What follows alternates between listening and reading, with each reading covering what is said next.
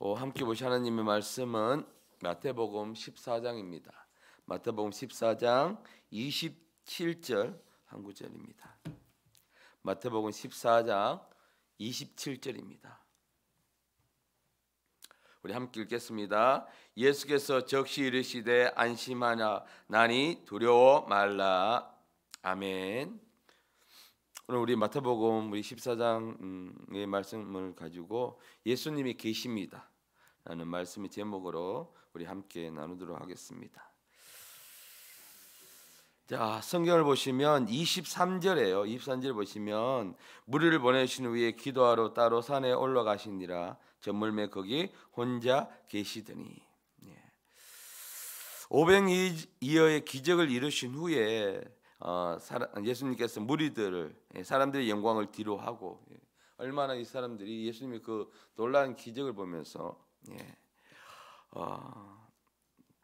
예수님을 환호하고 또 예수님께 영광 올려드리겠습니까? 그런데 사람들이 모든 그 영광을 다 뒤로 하고 다시 예수님은요 아버지께로 나가셨습니다. 보시면 무리들을 다 보내신 후에 무리들을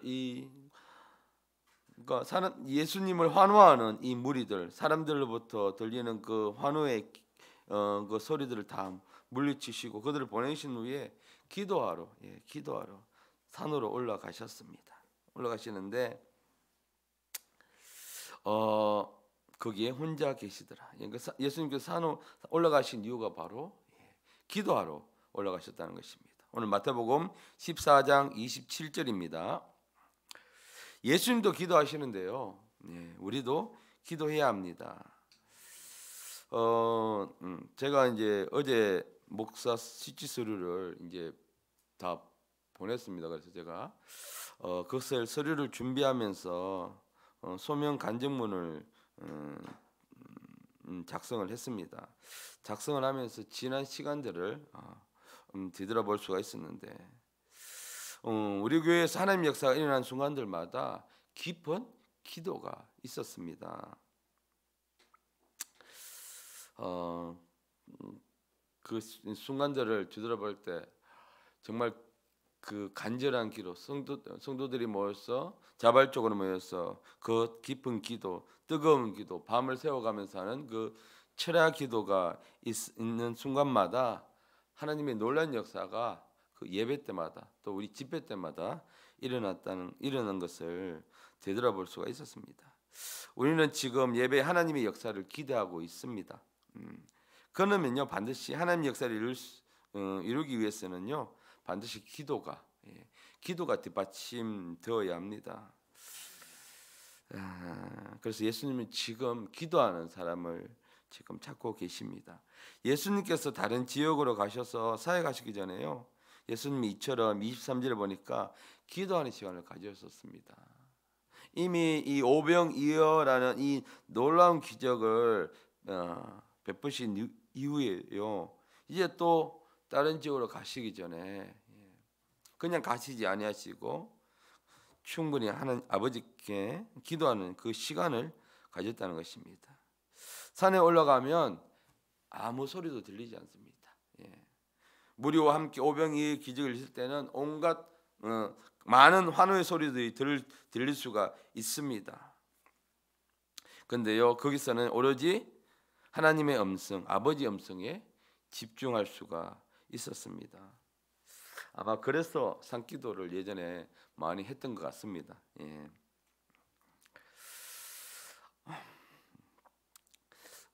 우리는요 너무 많은 소리를 듣고 있습니다. 이 땅에 있으면서.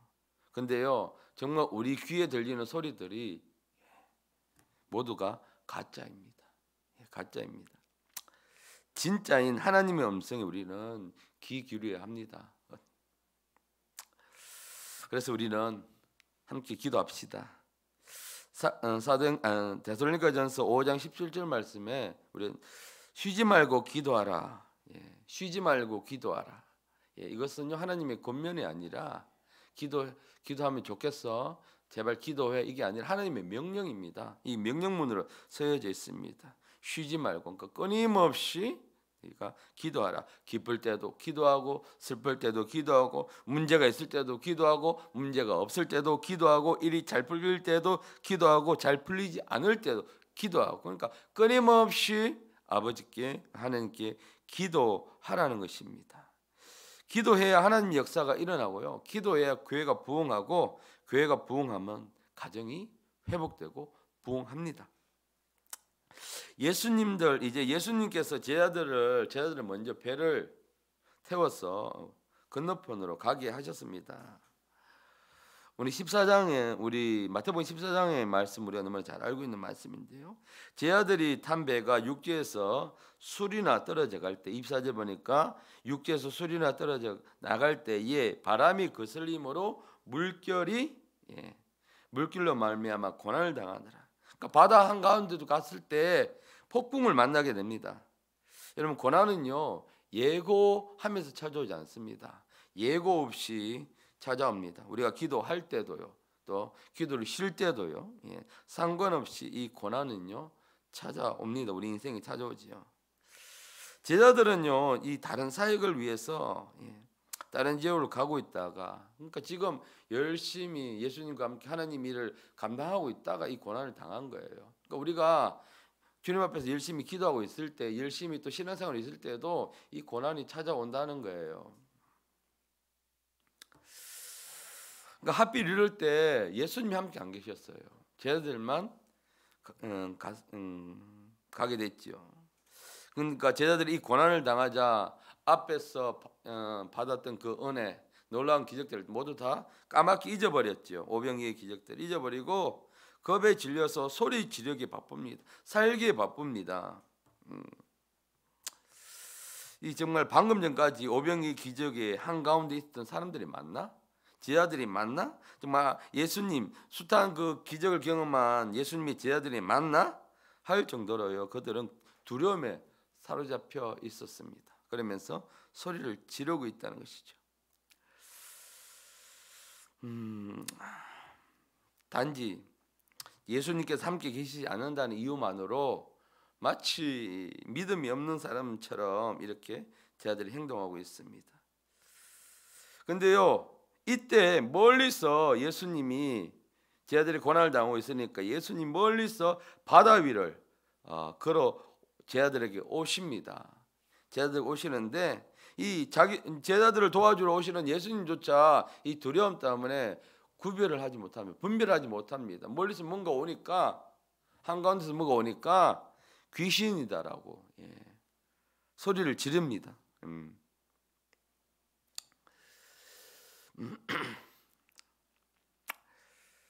이것은 무엇입니까? 바로 두려움 때문입니다. 여러분 두려움이 생기면 두려움이 모든 것을 삼켜버리죠. 그래서 예수님조차도 잊어버리게 만듭니다. 우리가 고난을 당할 때에 이 두려움 때문에요 우리가 예수님을 잊어버리고 있을 때가 있습니다. 그래서 예수님께 제자들에게 가장 먼저 하신 말씀이 오늘 27절에 있는 말씀이 예수님이 즉시 이르시되 그러니까 소리 지르고 있는 놀라서 예수님을 보고 유령이다라고 소리 지르면서 26절에 무서워하고 소리 지르는 그들에게 예수님께서 하신 말씀이 안심하라 나니 두려워하지 말라. 제자들은 먼저 예수님께서 제자들에게 안심을 시키십니다. 두려워하지 말라. 내가 있으니 두려워하지 말라. 오늘도 고난 중에 계신 분 계십니까? 어려운 문제 때문에 힘들어하십니까? 사람 때문에 힘들어하고 계십니까? 예수님 우리에게 말씀하십니다. 나니 염려하지 말라. 안심하라. 예수님이 지금 우리에게 찾아와 계십니다. 근데요 예수님이 찾아왔음에도 불구하고 예수님이 나니라고 예수님이 분명히 말씀하심에도 불구하고 여전히 제자들과 베드로는 두려움에 사로잡혀 있습니다. 그래서 베드로가 28절에 묻습니다. 만일 주님이시거든 나를 명하사 물 위로 걸어오게 하소서.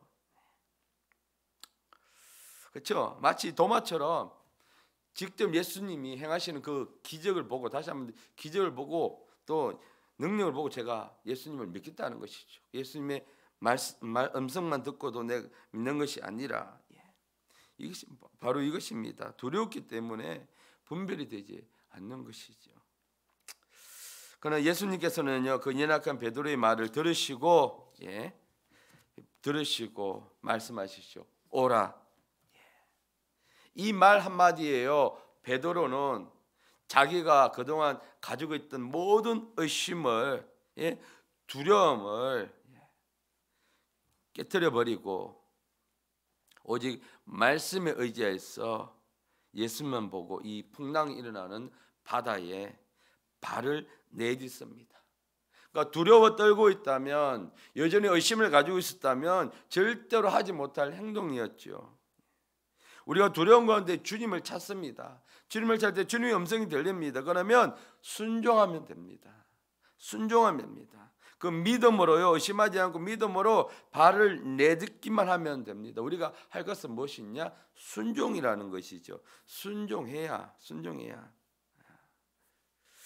우리에게도 이 베드로와 같은 믿음이 필요합니다. 주님이 말씀하시면 그대로 믿고 순종하는 믿음이 필요합니다. 기도하면 네가 받은 줄로 믿어라. 우리가 이런 믿음이 필요합니다. 의심을 버리고.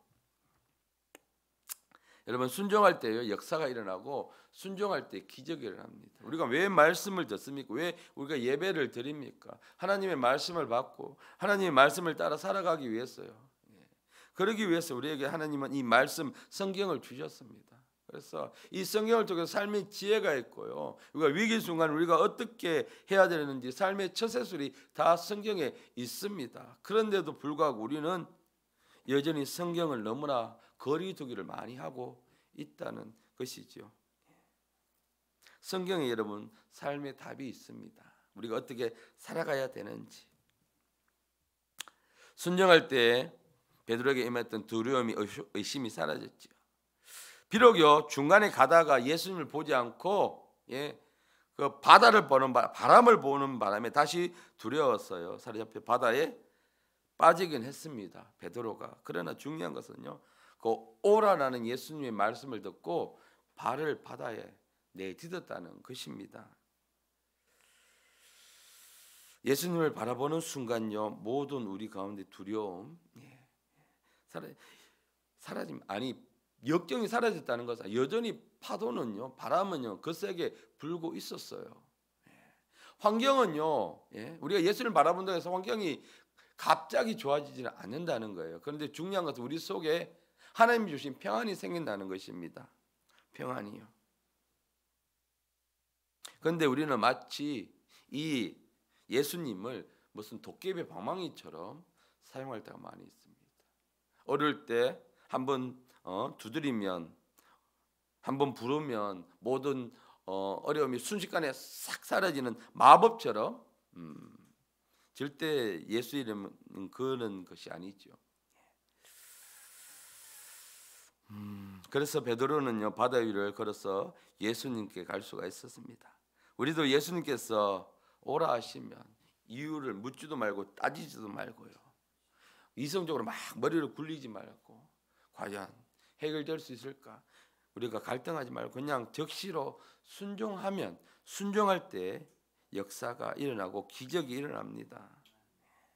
베드로는 바람을 보고 두려움이 생겨서 바다에 빠질 때에, 그때에 예수님께 소리 질렀어요. 예수님께 소리 질렀어요. 주여 나를 구원하소서라고 예수님께 도움을 구합니다. 예수님께서는 그 부르심에 적시로 응답하시며 손을 내밀어 베드로를 붙잡아 구원해 주셨습니다. 여러분, 항상 예수님은 우리 곁에 계십니다. 우리가 예수님을 부르기만 하면 예수님은 항상 우리에게 손을 내밀 준비를 하고 계시다는 것이, 이게 보면 베드로 부르니까 적시로 그래요. 적시로 손을 내밀으셔서 베드로를 건져 주셨습니다.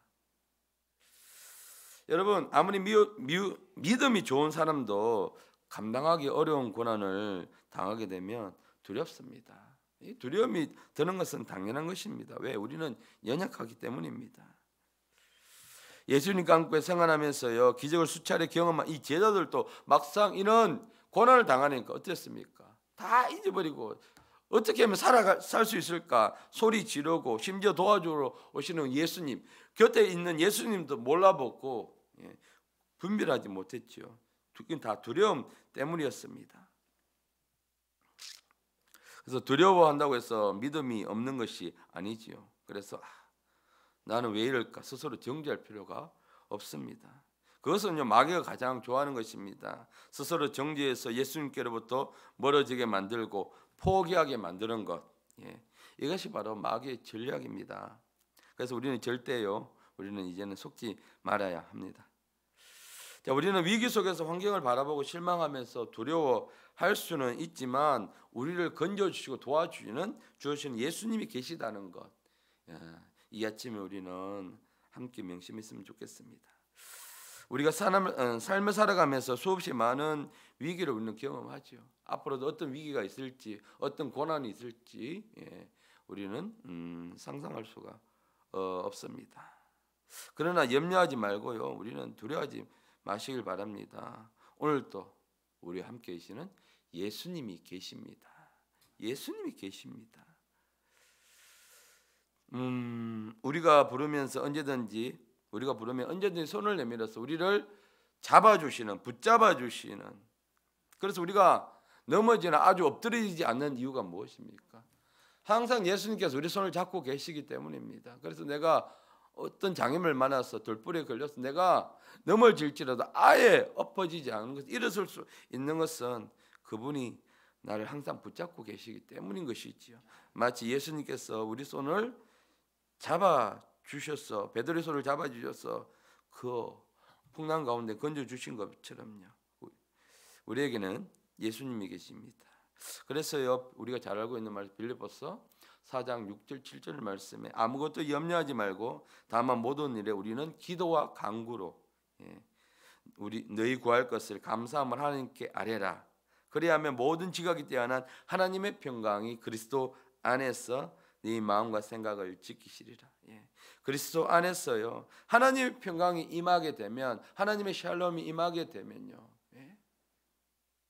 고난은 더 이상 우리에게 큰 장애물이 되지 않고요, 우리를 더 성장시킬 수 있는 좋은 연단의 도구가 될 수 있다는 것입니다. 그래서 우리가 할 것은 무엇인가? 어려움이 당하면, 고난이 당하면 우리는 베드로처럼요, 주여 나를 구원하소서, 주님 나를 도와주세요. 우리는 기도와 간구로 구하면 됩니다. 구할 때 무엇입니까? 감사함으로.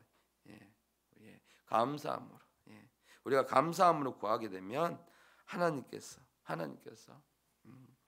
그 문제를 해결해 주신다는 것입니다. 그런데 우리가 이렇게 그런데 가만히 보니까요, 제가 이 설교를 준비하면서 가만히 보니까 이런 의심 많고 겁쟁이 제자들이 이 성령의 충만함을 받고서는요, 나중에 보니까 예수를 위해서 그리스도 예수를 위해서 죽음도 두려워하지 않는 사람으로 바뀌었습니다. 여기서는 풍랑에 만나서 어떻게 해도 죽음을 두려워서 살고자 하면서 예수님도 몰라보던 이 제자들이 나중에 오순절날 그 성령의 충만을 받고 나서는요, 이제는요 죽음도 두려워하지 않는 사람으로 바뀌었다는 사실을 알 수 있습니다. 그래서 중요한 것은요, 우리가 성령 충만을 받아야 합니다. 우리가 고난이 닥쳐왔을 때에 정말 두려워하지 않고 예수님이 계시다는 확신을 가지고, 확신의 믿음을 가지고 돌파해 나갈 수 있는 것은 바로 우리 속에 성령의 충만함이 있어야 합니다. 그러기 위해서 우리가 성령 충만 받기 위해서 우리 쉬지 말고 기도해야 합니다. 항상 주님께 우리는 구해야 합니다. 성령의 충만함으로 채워달라고 여러분 이 시간에 기도합시다. 내가 성령 충만하면 교회가 성령 충만하고요, 교회가 성령 충만하면 나라가 성령으로 충만해집니다. 그러니까 나부터 성령 충만하게 채웁시다. 함께 이 시간 우리 기도하시겠습니다.